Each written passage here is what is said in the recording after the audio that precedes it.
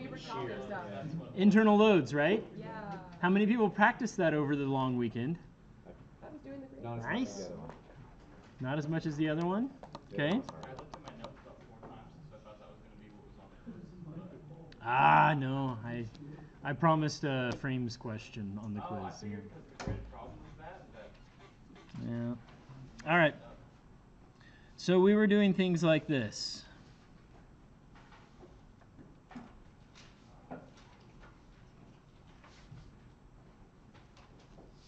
We had a beam,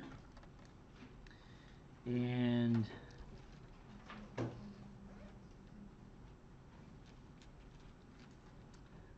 we did something like this.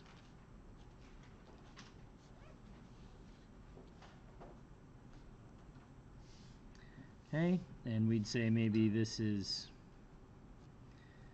6 meters, and this is 6 meters. So that's a really long beam, right? 18 meters, almost 60 feet. 12 meters, almost 40 feet. Sorry. Let's see, and let's say that this is, I don't know, 100 kilonewtons per meter. Okay? And maybe I would say, well, why don't you find me at C here what the internal forces are? Right? Everybody remember this? What are the 3 internal forces we have? Shear, normal force, and bend moment bend, whatever it is. Bending moment, yep. So we have shear, normal force, and bending moment. So what's the first step when we have a problem like this? Get the resultant forces at A and B. Yeah, find the resultants at A. So we'll have some AY and some BY. Okay? So to do that, we're going to need to probably break this into pieces, right? Because we're engineers and we see things as this is a rectangle and that's a triangle when we have a distributed load, right? So we could redraw it if we wanted, or we could just do it right on top of it there. And we would say that 100 times 6 would be 600 kilonewtons at 3 meters off, 600 kilonewtons, right? And then 100 times 6 divided by 2, because it's a triangle, right, would be 300 kilonewtons. That would be 1/3, 2/3, right? So it's going to be 300 kilonewtons, and it will be located 4 meters from this end. And this one is 3 meters from this end. Right? Okay? So we could sum, let's see, we've got our AY and our BY. So we know that AY plus BY minus 900 equals 0. Yeah, so that would be some of the forces in the Y. And if we sum the forces, sum the moments, excuse me, let's sum them about A. Say that's equal to 0, counterclockwise. Looks like we'll have minus 600 times 3, minus 300 times 8, because 12 minus 4 is 8, plus BY times 12 equals 0. Okay, so we can solve for BY, and we can solve for AY once we know BY. 350. BY is 350. Then AY must be 550. Kilonewtons, kilonewtons, right? This is like chapter 3, maybe? Everybody good with this? Everybody can find this, no problem, right? Okay. So once I know those, then we're looking for this at C, what's going on. So we can go ahead and let's split it right at C, and we draw our free body diagram. Let's see it. Wow. You know, it's rare for me to have a student that is as corny as I am, but Here's the practice. here we are. 550 kilonewtons. Still have to put our distributed load on it of 100 kilonewtons per meter. And then here, what's my sign convention for how I draw things? Let's start with shear. Positive up or positive down here? Positive down. Why is that, Victoria? Because it causes it to the beam to rotate clockwise. Good job. Yeah. So it's down on this side. Normal is always out of the cut. We don't have any normal in this one, so not very interesting. How about the moment? Happy beam. Counterclockwise to make a happy beam, right? We want it to be concave up. All right. And now we're going to do our same set of equations. Sum the forces in the x, y, and z. So sum of the forces in the y has to be equal to 0. Well, it looks like I have 550 going up. I'm going to say up is positive. Minus 600 kilonewtons, because it's 100 times the length 6. So minus 600 kilonewtons. Minus v equals 0. But I thought you said shear was positive down. Yes, shear is positive down. This is what we call a positive shear value. But when I'm summing the forces in the y and I say up is positive, v is going down, so it's negative. Okay? So it looks to me like v is what? Negative 50 kilonewtons. Okay? So it's actually going up. Okay? Now, let's sum the moments. Where do we sum the moments about always? The cut. So we're going to say sum the moments about the cut equals 0. Looks like I'll have a resultant here of 600, right? So 600 kilonewtons times 3 meters plus 550 kilonewtons times 6 meters. And I'm sorry, 600 is positive. This one's going to be negative, right?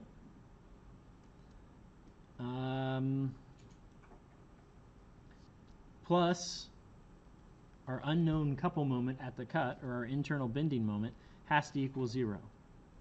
So we can solve for our bending moment. It's going to be positive about 1500 maybe? What is it? 1500. Is it really 1500? Yeah. Snap. That's what happened. Too much force. Oh, man. Okay, so this gives us our shear force and our bending moment at C. Is that the point that has the highest bending moment on it?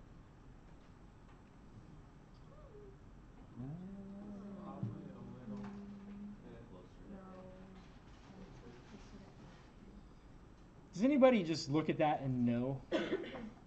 Vlad, you know? You just look at it and you're like, I got this. You think it's someplace in here is the peak bending moment? Over here?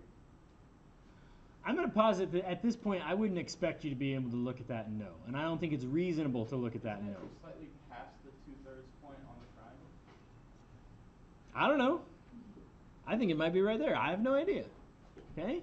So I don't know because I use this tool. I graph it. Okay? Because when you're doing these problems, it's very rare actually that you'll have a beam and you're going to want to know what the bending moment is at C or at any particular point. What you're going to want to know is what's the maximum bending moment. All right? And to find that, you're going to make what's called shear and moment diagrams. And so that's what we're going to talk about today. Okay, so shear and moment diagrams, super important. Probably comes in second in importance to being able to do trusses coming out of this class. Okay, so I'm going to try this again because when I told you that trusses and method of joints and method of sections was like what you needed to know, you all got 10s on your homework and quiz. So now I'm going to tell you this is what you need to know coming out of statics, and let's see if the same thing happens, You mean okay? The graphing thing or The graphing thing, okay? But actually, that makes sense. All right, so what a shear and moment diagram looks like is we're going to have this beam, and we're going to plot as we go across what the shear is and then also what the moment is. There's two different ways to do this. There's a graphical method and there's an equation method. We're going to start with the equation method. Yes, Brendan. If you have X forces, would there be a shear moment? Normal diagram? Yeah. You could, but we almost never draw a normal diagram because that's not how we load beams typically. Right. But Okay. it's possible in theory. It's possible in theory, absolutely. Okay? So what we're going to do, I'm going to move this down so we have lots of space to work. And I'm going to redraw the problem we just completed.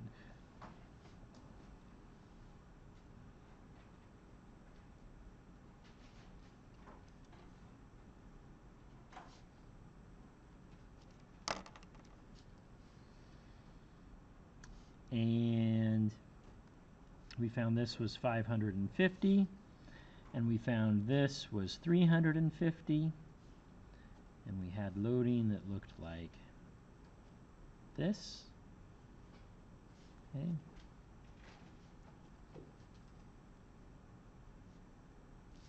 All right. And this was 100 kilonewton per meter. All right, so when we do these, the trick is to identify where loading conditions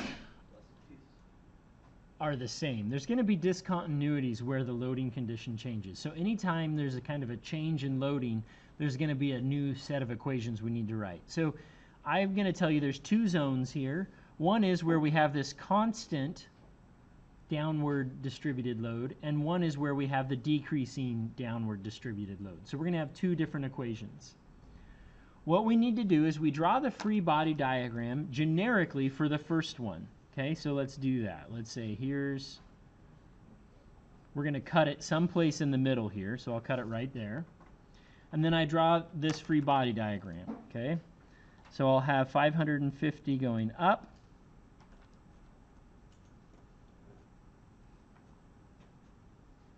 And my 100 kilonewtons per meter there. And I'm going to cut it at some distance that we're going to define as x. Okay? And I'll still label my V and my M like so. All right? And now what I need to do is I need to write sum of the forces in the y has to equal 0. Okay? So, if I look at this, I could say, well, I have 550 going up. I'm going to have minus 100 kilonewtons per meter times the length of this. What's the length of this guy? X. Nailed it. Minus V equals 0. Okay, so I could say that V is equal to 550 minus 100x. Let's do the same thing with the moments, and we always sum the moments about the cut face, right? So the moments about the cut face, it looks like I'll have negative 550 times what? X plus 100 kilonewtons per meter times, what's the distance? X. So that gives me the magnitude of the force. But then where's the distance to that resultant, right? We're saying that there's a resultant here. X over 2. Because it's in the middle. Okay? Plus M equals 0. So there's 2x. Or M is equal to 550x minus 50x squared. Interesting. Everyone got that okay?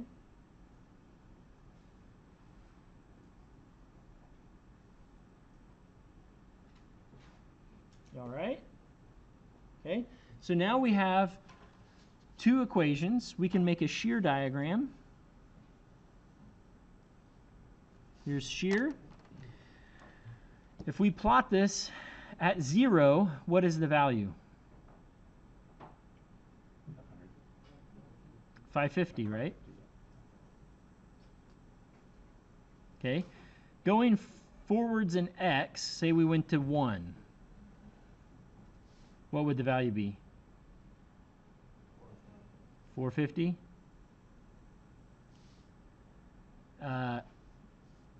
Go forward 2. 350. Right? Anyone seeing a trend here? It's a straight line, yeah? And it's going to go down. By the time we get all the way out to 6, we're going to be at negative 50.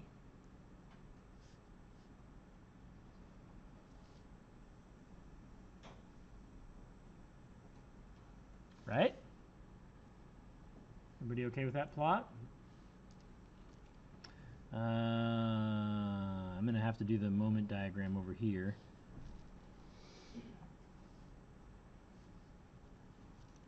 What is it at 0?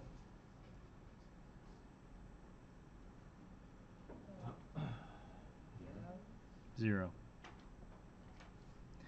What is it at, let's say at 6?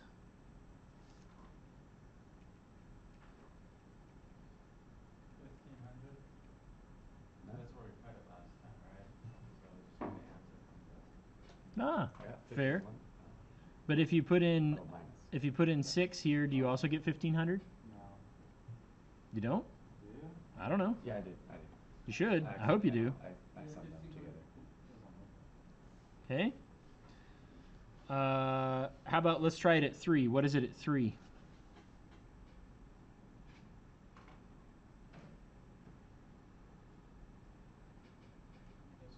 1200. What is it at 1? The 500, right? Probably. So this looks like a parabola that does this, yeah? Mm-hmm. Something like that. Sideways. Okay. Everybody okay with this? What's the slope of the moment diagram here? How do you, anybody remember how you find slope? Yeah. How do you find slope? Take the derivative, right? So what's the derivative of this? 550 minus 100x, right? Yes. Okay. So at 6, does everyone catch that? The what is that? Is that dm dx would be 550 minus 100, isn't x, right? Everybody feel good about that? So if I do 550 and we go to x minus 600, so 550 minus 600 gives me negative 50 as a slope. Where does this, how do we find a maximum or a minimum? Yeah, set the derivative equal to 0, right? So where would dm dx be a maximum? At x equals 5.5, right? Yeah. So we just found out, bada bing, there's where it's a maximum. So far. Everyone see that? But you hated calculus. I do. I do hate calculus, but it works sometimes. Okay? All right. Let's do the next section. We're going to do it the exact same way. Okay? But now we have to draw the free body diagram, and we're going to cut it in this section of loading. Right? So this was section 1. Now we're going to do section 2. So here's the section 1 free body diagram. Here's the section 2 free body diagram. Okay? Still have 550 up. Still have, for the first chunk, 100 kilonewtons per meter down. And then we're going to have some triangle action. Okay. The cut is still going to be at x. This is still going to, we're still going to put our shear on and our bending moment. Okay. So now let's write our equations for this. Sum of the forces in the y has to equal 0.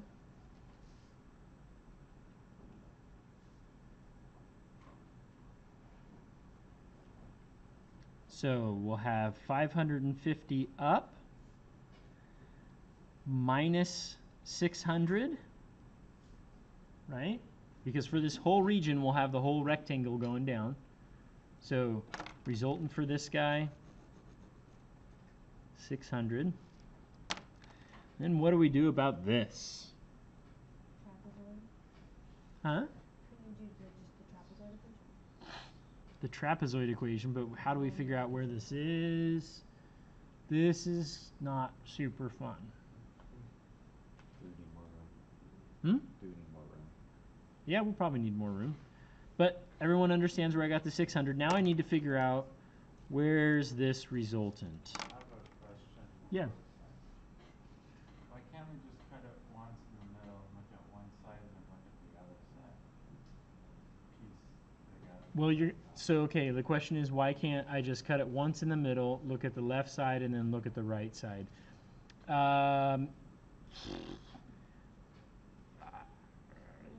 You sort of can.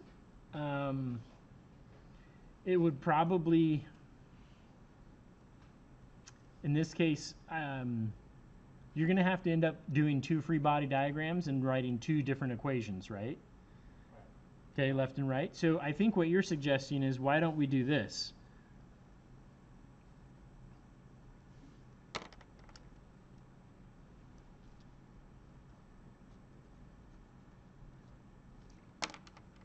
Where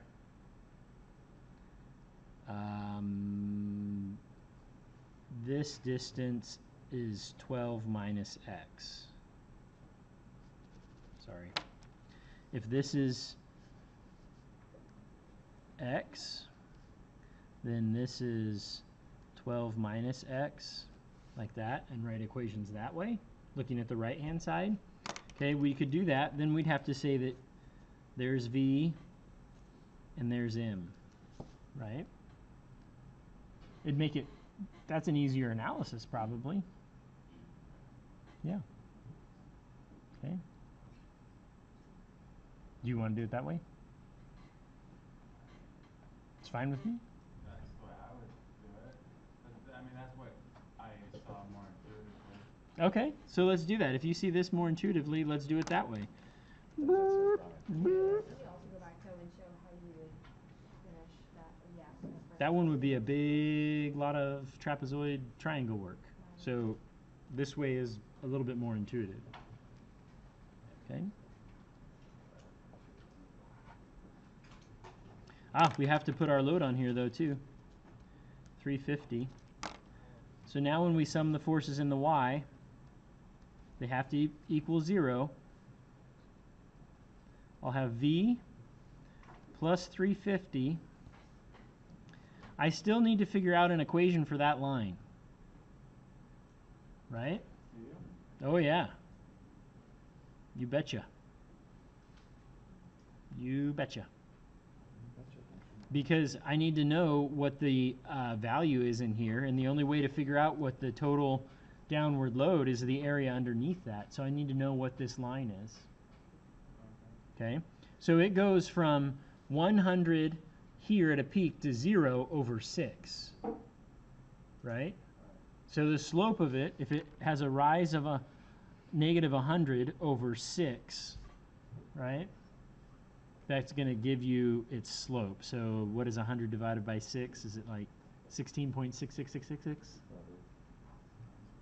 Yep. 16.6x. Okay.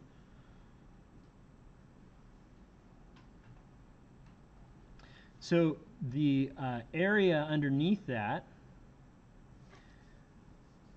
we'll have minus 16.6x times x divided by 2.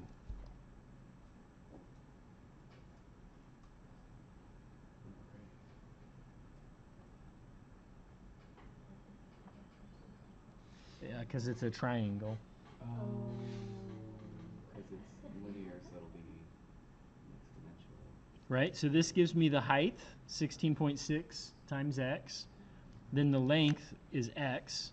And then I have to divide it by 2 because it's a triangle. And all that has to equal 0. So we could say that v is equal to 8.3 x squared minus 350, where we're measuring x from the end. Okay?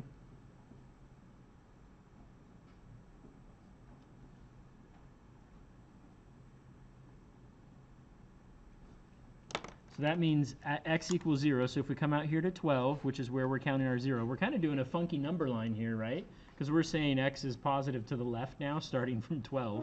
But that's okay. So if we say it's 0, that means we're going to be, oh, I'm sorry, I'm up here at shear. This is the shear, not the moment. So I come up to shear, I'm going to be at negative 350 at 0. Let's see where I am at 6. What's 6 squared times 8.3 minus 350?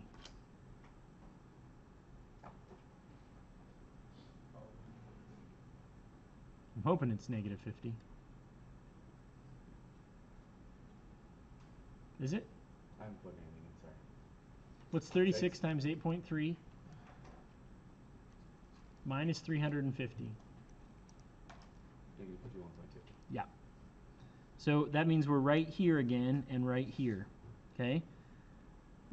What would an x squared look like? Parabola. Okay? And what would our slope be? Which way is it parabolic? Concave up or concave down? Concave up. Concave up? Mm-hmm. Like this? Yes. I don't know. It's been a long time since I've done this stuff, okay? You're good. So there's our shear diagram. Let's try it for our moment now. So you should have when you add it to the original shear diagram. You don't make it in for Oh, section 2. 'cause it just Correct. on the end. Yeah, it's the whole thing.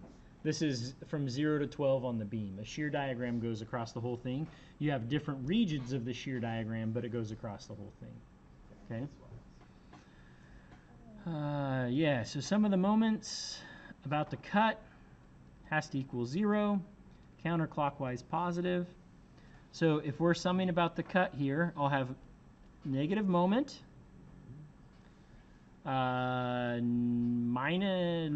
plus 350 times x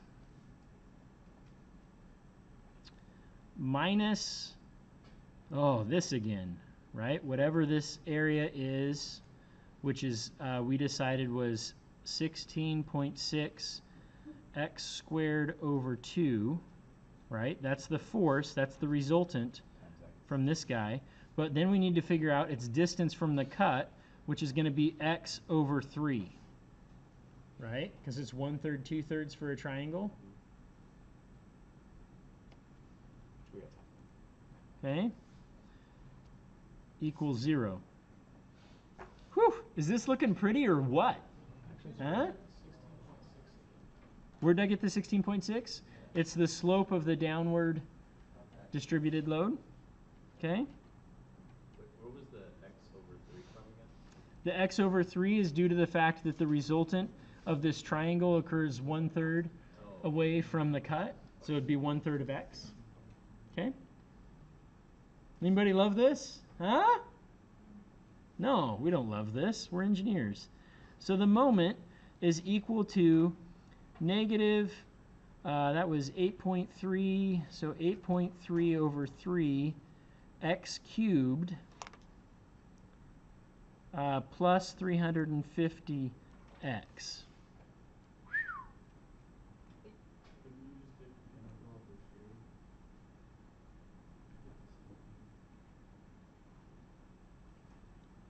Shh. Shh. Shh. Vlad. Shh. Did anyone hear what Vlad said? Yeah. He said, couldn't you just take the integral of this and you'd get the same thing? Yeah, it'd just be the And he's right. Okay? So is that what we should do? Oh, no, no. Absolutely not. Don't do that. You don't want to do that. Is this like a special case? No, this isn't a special case. Remember how I feel about calculus? Do we take integrals if we want, if just willy-nilly? No, we don't. We don't take integrals willy-nilly. We get the hard way first in the first day, and then two classes later we get the easy way. And he's like, oh yeah, no, that's the dumb way. Nobody ever uses that. It's kind of true. Right. He's got a point there. All right, so what does this look like? At 6, what's the value of this? 1502.4. Okay, 1500. And then at 0, it's 0. So we know we're going to have something that goes something like that. I don't know. Okay? Or does it go the other way, actually? Because it's negative? Concave up or concave down? I don't know. Negative, Concave down. negative is concave down because it's a Brownian case. Okay. It's sad, that's why it's a negative. All right. So it looks something like that. All right? Now, this was really hard. This was a hard one to start on. Let's start on one. Let's now do one in our 6 remaining minutes. Let's try one that's just straight up simple.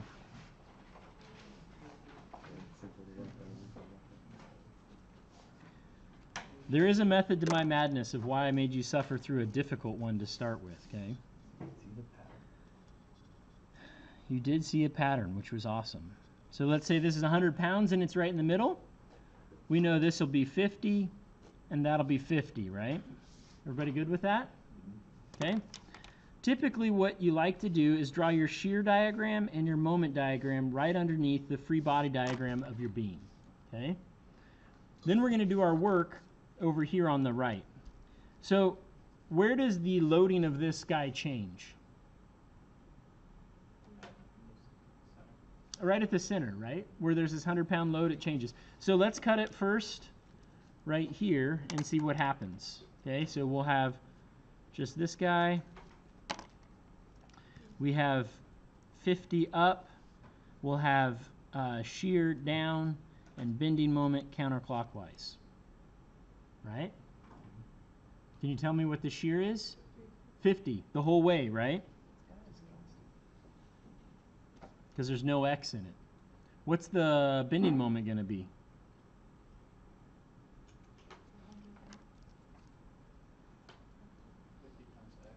50 times x. 50x, right? Or negative. Okay, let's write it out. Sum of the moments about the cut has to equal 0.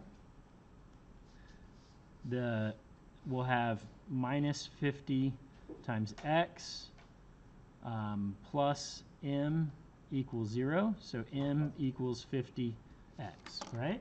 Everybody good with that? That means at 0, we're at 0. At 1, we're at 50. At 2, we're at 100. At 3, we're at 150. We've got a straight line that does this.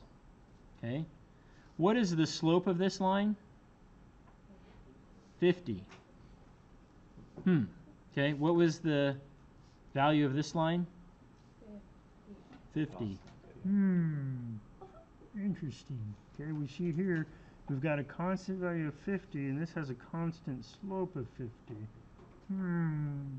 Yes? Okay, now that we're normally like ignoring the normal force, Yeah. but the slope of the shear line is 0. The normal force is 0. No, not related. Yep. Good try.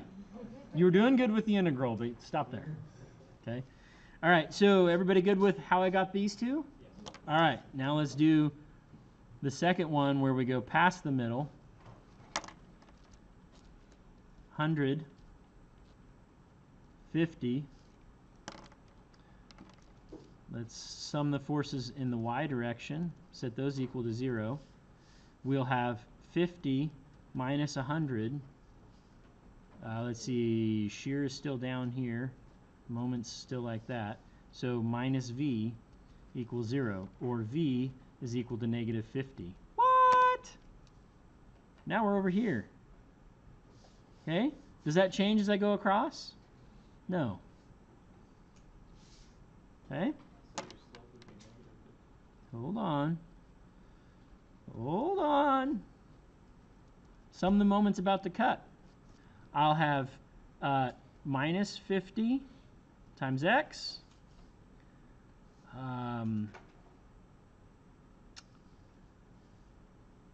plus 100 times x minus, because I need this distance here, so that'd be x minus, oh, I didn't put anything in here. Let's make this 10. So x minus 5, because that's right in the middle, plus m equals 0. So m is equal to, let's see, negative 50x plus 100x would be 50x, so this would be negative 50x, and then 50 minus 50x. Is that right?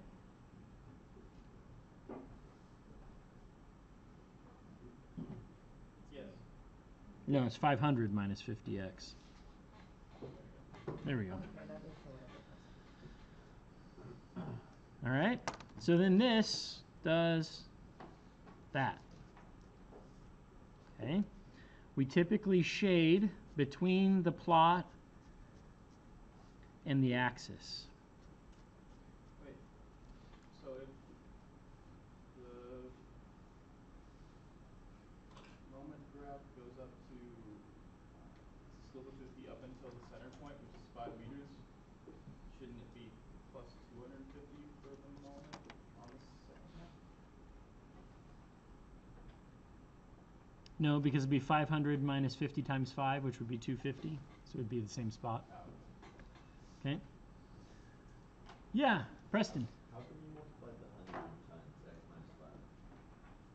Might be a stupid question. No, it's not a stupid question at all. Why did I multiply the 100 times the x minus 5? Just to distribute it so that, here, I'll take that step out. So I have minus 50x plus 100x minus 500 plus m equals 0. I was just doing it so I could deal with these like terms, right? Because that gives me then, okay, negative 50x would be 50x minus 500 plus m equals 0, or m equals negative 50x plus 500. Okay, sorry. Okay. So, a couple things to note here. We're going to talk a lot more about this on Friday. What's the slope of the shear diagram? 0. What's the slope of the loading diagram? 0. What's the slope of the moment diagram? 50, which is the value of the shear. Okay. The 100 pounds down causes a 100-pound jump down in my shear diagram. Right? The area, if you looked at it, the area underneath this shear diagram would be 50 times 5, which is 250. So the change in the moment ends up being the area underneath the shear diagram. Okay? There's a whole lot of calculus going on here in the background that we'll look at on Friday, excuse me. All right? So please, I'm begging, please, this will be on your midterm. I really want you to do better on your midterms this time. So I'm begging you, before Friday, do some of these.